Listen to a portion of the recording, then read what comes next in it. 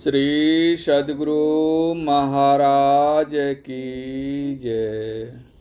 प्रातः स्मरणीय अनंत श्री विभूषित परमाराध्य संत सद्गुरु महर्षि में परमहंस जी महाराज का प्रवचन। सब रूपों में एक ही ईश्वर। महर्षि में ही सत्संग सुधा सागर। बंदो गुरु पद कंज कृपा सिंधु नर रूप रे मोह तम पुंज जासु वचन रवि करनिक। प्यारे लोगों, सब लोग सुखी और आनंदित रहना चाहते हैं। मन और इंद्रियों को जो सुहाता है उसको लोग सुख कहते हैं और इससे जो आनंद मिलता है उससे आनंदित होते हैं। मन संसार के पंच विषयों को ग्रहण करता है। वे विषय हैं रूप, रस, गंध, स्पर्श और शब्द। इन विषयों के अतिरिक्त और कुछ संसार में देखने में नहीं आता है। संसार के भोगों में फंसकर लोग उस आनंद को नहीं प्राप्त कर सकते जो सदा आनंद ही आनंद बना रहे। इसीलिए जीवों को उस आनंद की प्यास लगी ही रहती है। इंद्रियां नाशवान हैं, इसलिए उनका सुख भी अनित्य है। चाहिए कि नित्यानंद की प्राप्ति हो और जिसका कभी अंत न हो, ऐसा सुख हो और इसी के संबंध का आनंद हो। इसी की प्राप्ति के लिए यत्न है ईश्वर की भक्ति। ईश्वर भक्ति के लिए ईश्वर स्वरूप का जानना आवश्यक है। ईश्वर स्वरूप अव्यक्त है, इंद्रियातीत है। जीवात्मा भी अव्यक्त है और इंद्रिय ज्ञान से परे। परमात्मा को जीवात्मा ही जान सकता है। किसी एक इंद्रिय से ग्रहण होने योग्य पदार्थ दूसरी इंद्रिय से ग्रहण नहीं होता है। उसी तरह ईश्वर चेतन आत्मा के अतिरिक्त किसी से ग्रहण नहीं हो सकता। ईश्वर क्या है? यह प्रश्न ठीक है। इसका उत्तर है कि जो चेतन आत्मा से ग्रहण हो। चेतन आत्मा जब तक इंद्रिय, मन, बुद्धि में रहती है तब तक उसको ईश्वर दर्शन नहीं हो सकता। जैसे आँखों पर पट्टी रहने से बाहर की चीज़ दिखाई नहीं पड़ती, यद्यपि आँख में देखने की शक्ति है, इसी तरह चेतन आत्मा पर जो शरीर इंद्रिय का आवरण है, इस कारण से ईश्वर का दर्शन नहीं होता है। इन आवरणों को हटाइए तो ईश्वर का दर्शन होगा। कितने लोग कहते हैं कि ईश्वर आकर स्वयं दर्शन देंगे, जिस रूप में हम दर्शन करना चाहेंगे। रूप को देखने से ईश्वर स्वरूप का दर्शन नहीं होगा। राम, कृष्ण, दुर्गा, शिव आदि अनेक रूप हैं और इन सब रूपों को लोग ईश्वर मानते हैं। ठीक है, लेकिन क्या अनेक रूपों में होने के कारण ईश्वर अनेक हैं? ईश्वर अनेक हैं यह किसी को मंजूर नहीं हो सकता।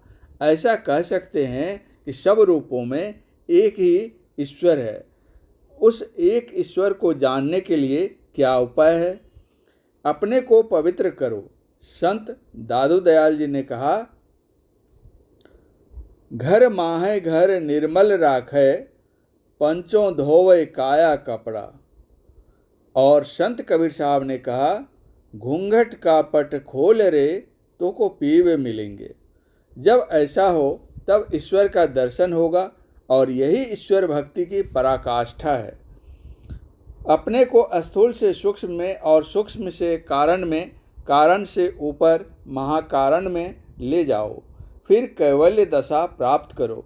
इसके लिए पहले सिमटाव की आवश्यकता है। प्रत्येक वस्तु जिसका सिमटाव होता है, सिमटाव से विपरीत ओर को बढ़ती है।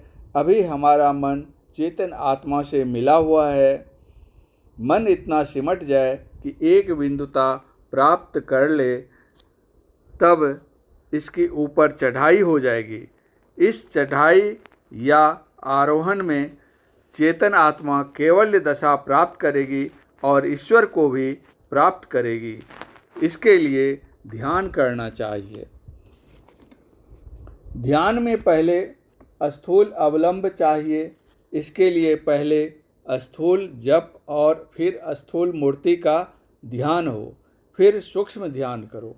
सूक्ष्म ध्यान दृष्टि योग से होता है। सूक्ष्म ध्यान के लिए संत दादू दयाल जी का वचन है, मन ही सन्मुख नूर है, मन ही सन्मुख तेज, मन ही सन्मुख ज्योति है, मन ही सन्मुख सेज। मन ही सो मन थिर भया, मन ही सो मन लाई, मन ही सो मन मिली रहिया, दादू अनत न जाई। शब्द के लिए कहा गया है, साध शब्द सो मिली रहे, मन राखे बिलमाई, साध शब्द बिन क्यों रहे, तब ही बिखरी जाई। संत दादू दयाल जी। जो दृष्टि योग करता है, सूक्ष्म मंडल में प्रवेश करता है और शब्द ध्यान में सूक्ष्म मंडल को, दृश्य और अदृश्य दोनों जगत को पार करता है। मुक्तिकोपनिषद में आया है, प्रभा शून्यम मनः शून्यम बुद्धि शून्यम चिदात्मकम अतद्रिव्या वृत्ति रूपोशो समाधिर मुनि भावितः। अर्थात ज्योति मन तथा बुद्धि रहित होकर के केवल चैतन्य आत्मा ही रहे, यह अदत्त व्यावृत्ति जिसको किसी दूसरे की आवश्यकता न हो, समाधिस्थ मुनियों से अभिलषित है। उसके वास्ते ब्रह्म ज्योति को पार करके नादानुसंधान नाम भजन करना है। यहाँ ईश्वर को किसी रूप में बुलाकर दर्शन करना नहीं है, बल्कि शरीर इंद्रियों को छोड़कर पवित्रता पूर्वक रहकर ईश्वर दर्शन किया जाता है। घर वार में रहने वाले भी इसका साधन कर सकते हैं। सब कोई इसका अभ्यास कर सकते हैं। इसके लिए मन की शुद्धि होनी चाहिए। मन की शुद्धि के लिए 5 पाप नहीं करो, झूठ नहीं बोलो, चोरी नहीं करो, किसी प्रकार की नशा को मत लो, बेविचार मत करो और हिंसा नहीं करो। जो अपने को पापों से बचाता है वह भजन ठीक ठीक कर सकता है। जो भजन करता है वह पाप कभी नहीं कर सकता है। इसके लिए यानी भक्ति के लिए प्रेम की बड़ी आवश्यकता है। संत कबीर साहब ने कहा है, प्रेम बिना जो भक्ति है सो निज डिंभ विचार, उद्र भरण के कारण जन्म गवायो सार। यदि ख्याल करो कि यह भक्ति कलयुग में नहीं होगी तो यह समझना भूल है। आज तक 5000 वर्ष कलिकाल को हुए, इसके अंदर कितने संत महात्मा हो गए। कुछ लोग कहते हैं कि काल धर्म भक्ति नहीं होने देता है। गोस्वामी तुलसीदास जी ने कहा है, काल धर्म व्यापे नहीं तेहि, रघुपति चरण प्रीति अति जेहि।